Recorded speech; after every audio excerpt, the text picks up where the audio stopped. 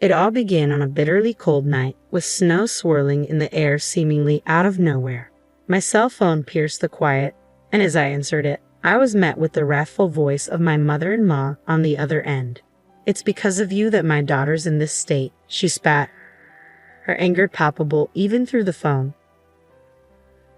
Face is unrecognizable. It's atrocious. You need to take responsibility. Why did you abandon my daughter? You're despicable. Amy, a 33-year-old woman, lived with my husband Zach, his parents, and an older sister. That single phone call from my mother-in-law that night turned my life upside down. Give me back my lively girl. Why did you do something so horrible? I swear I'll make you pay for this. I'll never forgive you. My mother-in-law's words poured like venom, making no sense out of shock. Mother-in-law, please calm down, I pleaded, attempting to console her despite my confusion. But her tirade continued unabated. You have no right to be calm at a time like this.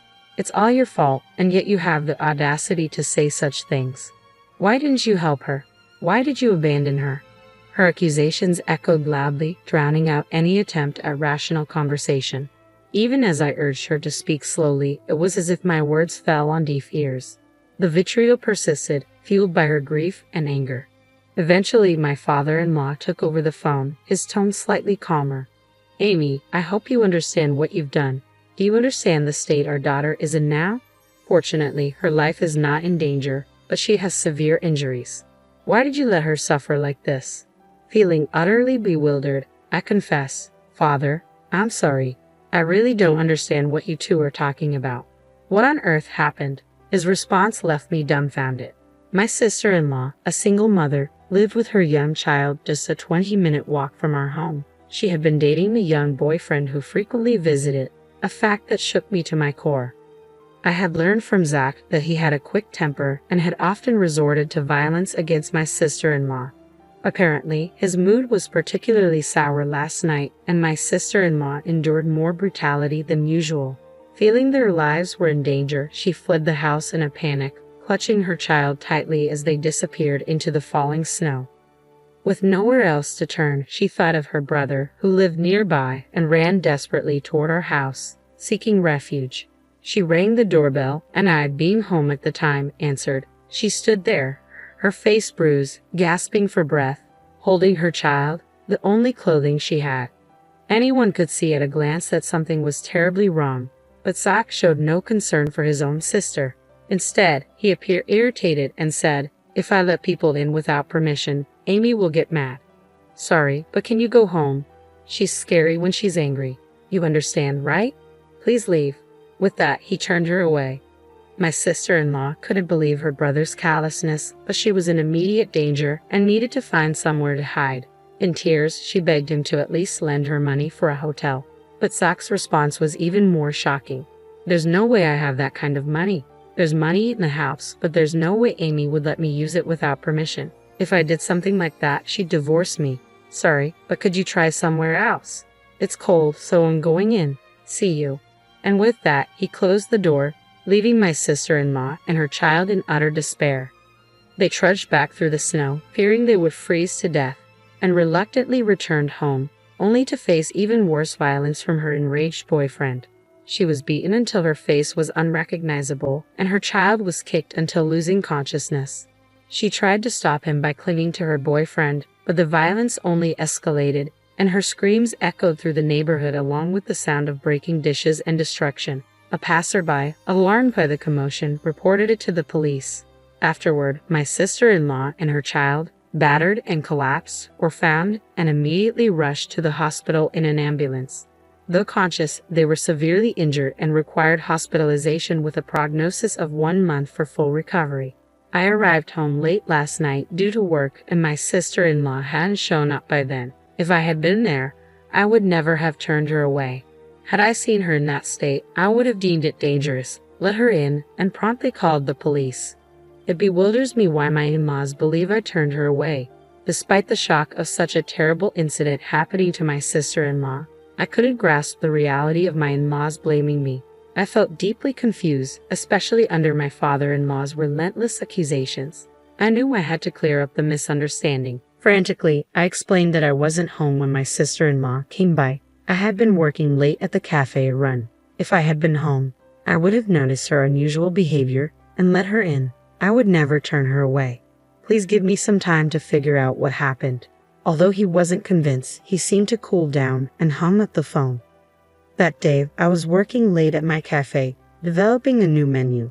I had informed Zach about the expected time I'd be home, but I ended up working longer.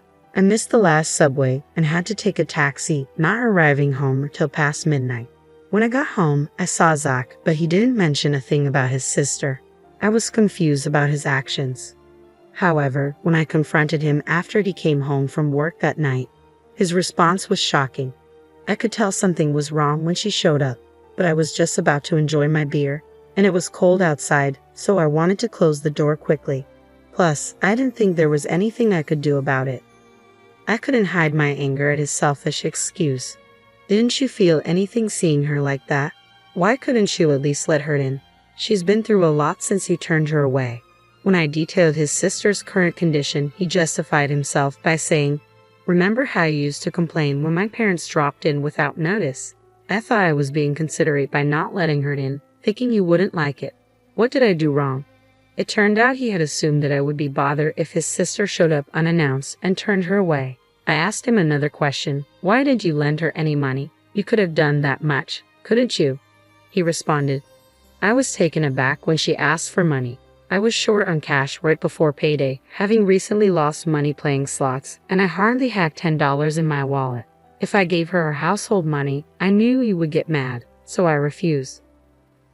I don't see anything wrong with what I said. I defended myself. I was speechless, completely shocked. I had always thought he was a bit self-centered, but he also had many good qualities. I had been giving him the benefit of the doubt, but I realized it was a terrible mistake. He was incapable of making sound decisions because he always put himself first. He had no compassion for others, not even a bit of kindness, and he was foolish enough to prioritize his drinking over his own sister's distress. But it was too late to realize this now. He didn't seem to feel guilty or responsible at all about his sister being rushed to the hospital. From my perspective, she would have ended up like this anyway, no matter where she ran off to. On the bright side, she's safe in the hospital now. We're both safe, all thanks to me, right? He was talking about it as if it was someone else's business. His heartless remarks were making me feel like I was losing my sanity, so I decided not to talk to him any longer, holding back my anger. I reported to my father-in-law about Zach's irresponsible behavior towards his sister the previous night. Upon hearing my words, Zach's father lost his composure in a fit of rage. He exclaimed, "There's no way my Zach would do such a thing to his own sister. You're lying. Stop making up stories, Amy. Are you trying to make Zach the worst just to escape your own guilt? If you're going to spew such nonsense, then show me some proof." He refused to listen to me at all and again blamed me for everything. I endured his accusations while desperately trying to figure out how to prove my innocence. If things remained this way, I would be branded a monster, while Zach, the real culprit who drove his sister away, would live on without any sense of guilt or retribution. This was a situation I could not tolerate. After much thought, I remembered that my sister-in-law had arrived at our home around 9 p.m. that night. I found something that could prove my innocence. My shop was equipped with a security camera. The footage clearly showed me working alone until around 11 p.m. that night. Armed with this footage and another piece of evidence, a taxi receipt that showed the time I got home, I went to my in-laws and proved that I wasn't at home when your daughter came home. Do you believe me now? It was probably something they didn't want to believe, but faced with clear evidence, they had no choice but to accept it. Zach's father, his hand trembling, muttered, though Amy wasn't home then. Despite their shock, Zach's parents hardly called him in to uncover the truth about that night. The moment he arrived, they fiercely demanded, "Why did you drive your sister away, just as you had done with me?" Zach tried to deflect all blame onto me, claiming that he thought I would dislike having his sister in our home. Hearing this, his father said, "We already know that Amy wasn't home after that time, but your sister says she saw a woman in the house. How do you explain that?" Zach, I was speechless. If there was another woman in our home at 9 p.m., there was only one possible explanation. Wait, Zach, what is going on? Who is this woman? I asked him, my voice shaking. Zach's face turned pale as he squirmed under the questioning from both his parents and me until he finally confessed everything. When I told him I would be late because I was working on a new menu, he saw it as an opportunity to bring his mistress home. He knew I often came home after midnight when I was immersed in my work, so he felt safe in inviting her over. When his sister suddenly showed up asking to be let in, he panicked and drove her away for fear of his affair being discovered. You fool. Not only did you betray Amy, but you also left your only sister out in the snow. What were you thinking? Why didn't you lend her any money? Explain yourself. His father's anger was overwhelming, and Zach confessed the real reason he hadn't given her any money. He actually had plenty of spending money left, but he didn't want to lend it because then he wouldn't be able to buy the bag and shoes he wanted to give his mistress.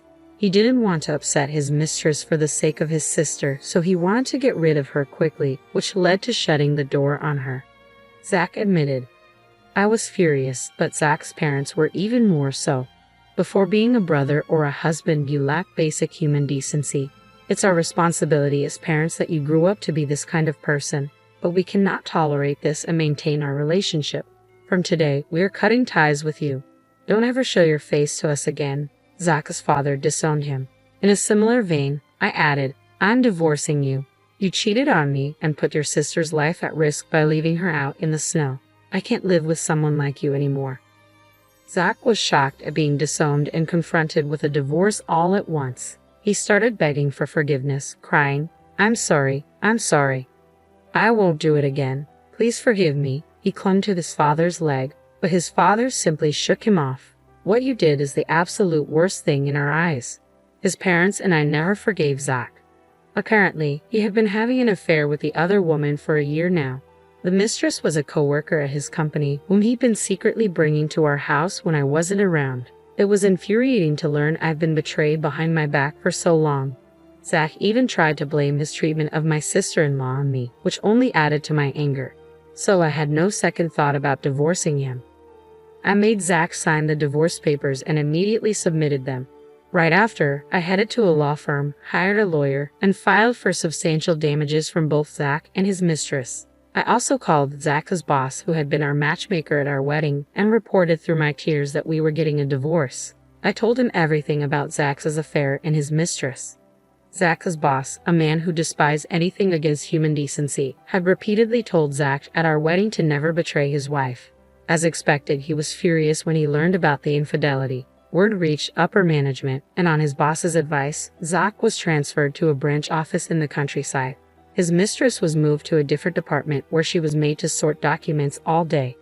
However, my sister-in-law's revenge against the two was even more ruthless. Still suffering from the after effects of her injuries, she deeply resented Zach's actions that day. To vent her hatred, she did something even more extreme than what I did.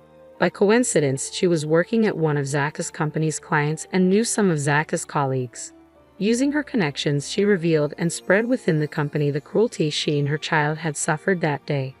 The company's employees, who had thought the divorce was due only to the affair, were shocked to learn the truth. Zach's abandonment of his own sister to cover up his affair was a huge shock to everyone in the company. The rumor quickly spread throughout the company, and Zach was universally suspected of being a terrible human being. Once he was ostracized by everyone, his work was impacted, and after a while, he was demoted. He couldn't stand being avoided by everyone and found it hard to continue working at his new posts, so he ended up quitting.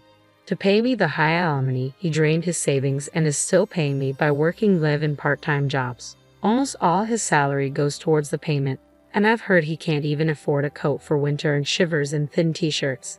As for the mistress, she stubbornly clung to her job amidst the judgmental glances of her co-workers, despite my demand for damages after consulting my lawyer. I decided to ask her parents for the payment. When her parents learned about it, they were shocked and immediately made their daughter pay the full amount. After confirming the facts, I kept receiving calls from her, which I never answered, but she left numerous abusive messages in my voicemail, saying, "Why did you tell my parents? I had to go into debt to make the payment. My life is ruined because of you." As I found it unbearable, I sent these messages to her parents. I received an apology letter later promising they would never let their daughter trouble me again, and the harassing phone calls stopped. As for my sister-in-law, her abusive boyfriend's actions became a police matter, and she was able to file for damages for her injuries. It had been tough, but she finally managed to break up with him. My in-laws and sister-in-law apologized to me for initially suspecting me and for Zach's infidelity.